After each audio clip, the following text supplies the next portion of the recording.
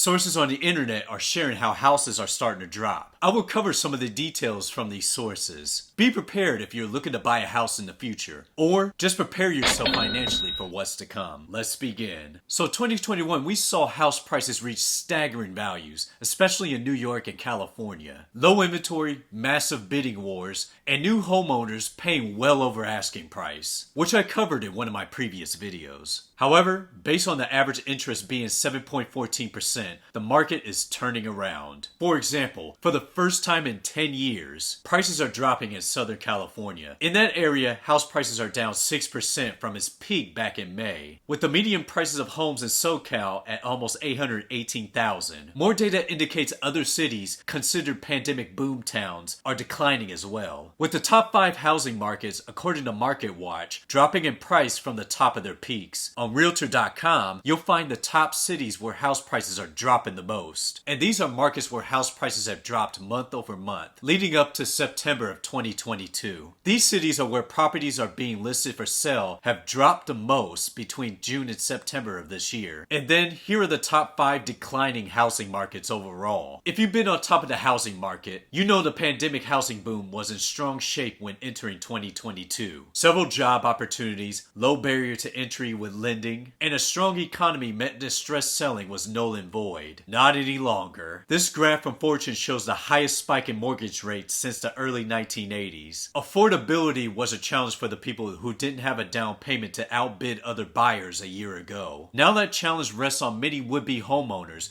who need reasonable monthly mortgage payments, with affordability evaporating for many looking to live the American dream. This goes back to an area I covered before in a previous video on the interest rate difference, as Fortune emphasized how much a homeowner would have to pay for a 30-year fixed loan had they purchased January of 2022. But now it's too little too late to get to $2,200 monthly mortgage payments back in January, as the interest rates have created a higher monthly payment ceiling. In fact, you can see the percentage of mortgage payment increases in certain parts of the US. It's around the time of a downturn in the real estate market where overvalued properties are at a highest risk of price drops. So if there was a dream house that you got outbid for, check back in the coming months to see how much it'll go for. People who sold their house last year had the right idea of getting out while the going was good. But now those who decide to wait may wait it out longer, with many not wanting to list their homes because they don't want to give up their low fixed mortgage rates. Thus, it's one of the reasons why home sales have dropped. Another reason can be from properties that are overvalued, meaning sellers are asking for more for their homes than the market dictates. Thus could be the reason for listing price drops. But then with interest rates at an all-time high, potential buyers will have to think about when is the right time to buy, because mortgage payments can deplete a large portion of a person's paycheck. In fact, for example, going back to the median house prices in Southern California at $818,000, you'll need to make almost $190,000 yearly before taxes to afford a house there, both to afford to make the large down payment and afford the $4,400 in monthly mortgage payments. So with the interest rate hikes and many properties still overvalued, we're seeing house prices drop month over month. Also, we're seeing a decline in home values, especially in key pandemic boom towns. Professionals in real estate are saying we're seeing the market normalize because the affordability squeeze is why we're seeing the housing correction in the first place. So if homeowners are looking to sell, they can assess more reasonable amount of offers. I can't say that the shift in the housing market will lead to another recession, but I can agree with one analyst who says we may see the largest decline in house prices in years. We'll have to wait and see. With the facts and financial stats indicating a drop in house prices, use that to dictate when you want to purchase a house that you can call home. Thank you for watching this video. I hope you enjoyed learning the recent events about the housing market. If you did, like, comment, and subscribe for more content like this. Take care and see you in the next video.